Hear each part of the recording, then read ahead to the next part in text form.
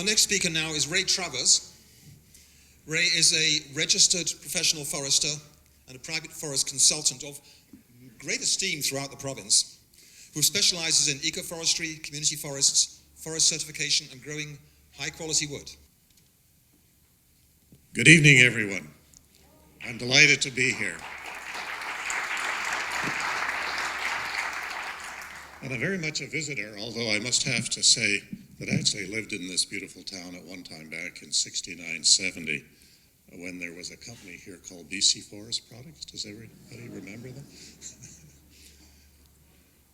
I really hope that what I have to say, based on all of the wonderful enthusiasm and community spirit that I see here tonight, that I'm irrelevant, that you don't need me. And the reason I say that, because if you're able to accomplish everything that we've got glimpses of here this evening, then you won't need me. But I do work at the provincial level, always have, and I was not born here. I was born in the Upper Fraser, not too far from Mount Robson, and in many ways I'm still a kid from McBride. But I am very much, I have deep roots in this province, and a deep love for everything that is here. And I just have to add one little bit of clarification, Jennifer. We actually do own 94% of this province. It's Crown land, and the Queen has it in her name for us. Thank you. And I'm just delighted. Personally, I've waited my whole career to see the people in BC act like owners, and I think that's going to happen. I'm really interested to see what happens province-wide on the 6th of April. It's all not happy news in BC. Did you know that since 1987, we've lost 70% of the forest products industry here on Vancouver Island? Pulp mills all the way from Prince Rupert to wood fiber, and another one just went down last weekend at Port Ellis permanently. So there are deep, deep structural issues in terms of the big game plan. Now, fortunately, with these forests being owned by the municipality, there may be no need for the kind of comment that I have and the kind of things that I think a lot about in terms of how we can recover from the accumulated impact of what's been happening in our forests. And so I'm going to offer a few suggestions. And I wasn't going to say this, but I will. I'm not here to give you hell. I'm here to give you hope, if I can, okay? I'm here to say that it is possible to do many things that many people have said impossible. I just reminded myself, you know, that photograph of Muhammad Ali standing over the prone Sonny Liston? And he said, impossibility is an opinion, not a fact.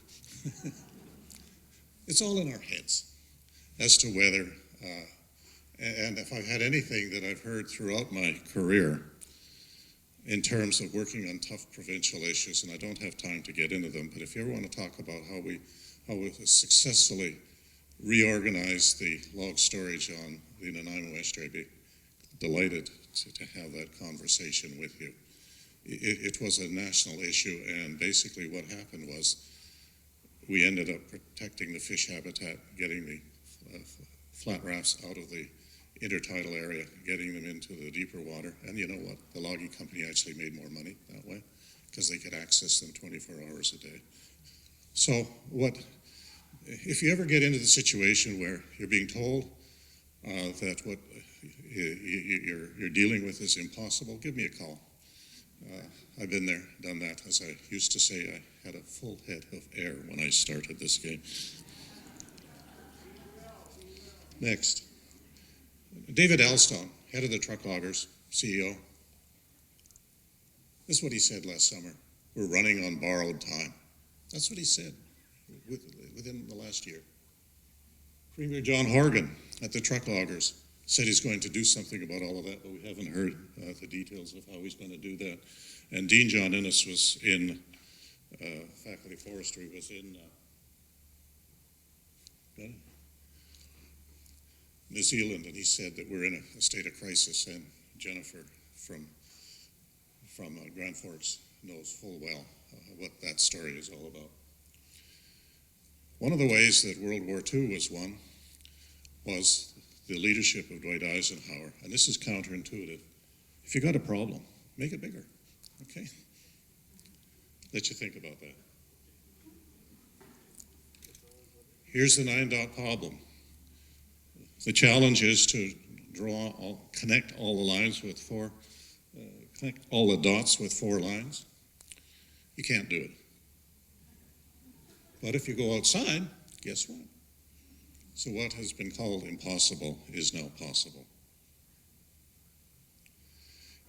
These are a number of the qualities that we as human beings value in our forests. And Andy's already stole my thunder on this.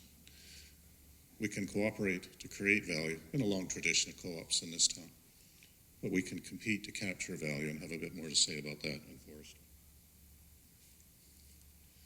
The key thing, as a starting point for me as an ecological forester, is to think of the whole forest. I wasn't trained to do that. I was trained to think of the first 100 years. Now we're down to 50 years. Second growth plantations are now being logged as young as 35 years. That's what's happening out there. Don't start there. Think of the whole forest, the full range of possibilities. And when we do, we learn that the forest does different things better at different stages. Just looking at species, we have generalist species in the young stages and specialized species in the old stage. The young species, deer, rabbits, coyotes, alder and all that. In the old growth stage, we've got woodpeckers and spotted owl, things like that. Not spotted owl here in Vancouver Island, but certainly forests in our region. There was a transformation in something that we all know about.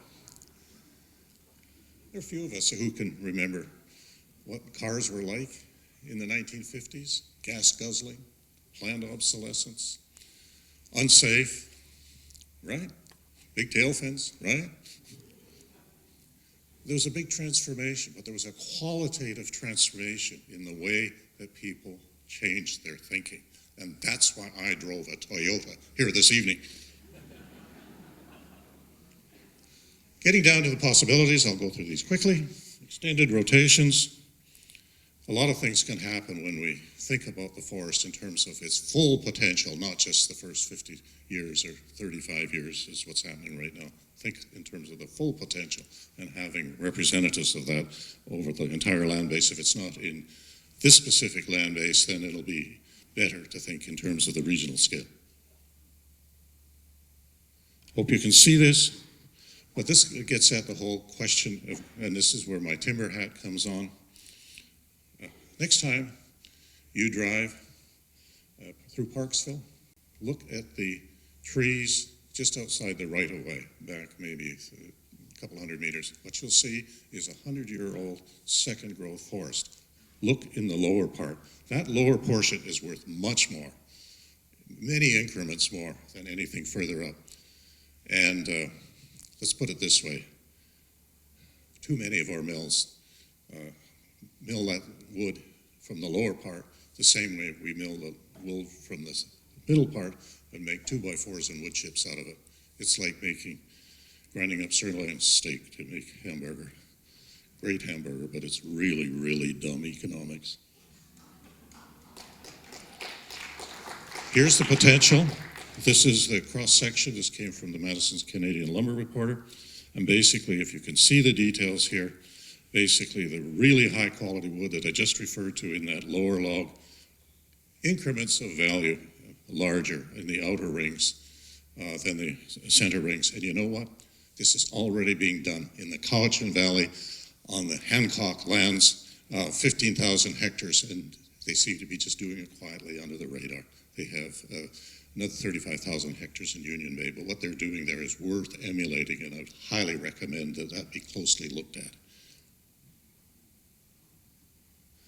I've already covered this, but growing high-quality wood really depends on the density of trees, and the interesting thing about this is that nature does this for free in many places.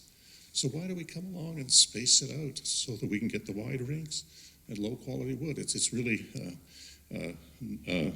not make much sense. I'll wrap up.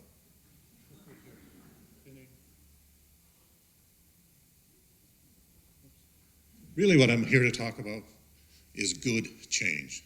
There is a sweet spot, I believe, from all the research, and some of it's right here at the Cowichan Research Station, that shows that there's an optimum at somewhere around 100 years plus where it's better for everything. Better for water, better for wildlife, or at least many forms of wildlife, better for timber. And you know what, at the bottom line, and this is where I'll leave this, you know what? Somebody's going to have to do this and get paid well for it. And there are many more jobs, in my view, as if we learn to think this way. It's been my pleasure to be here this evening. Thank you.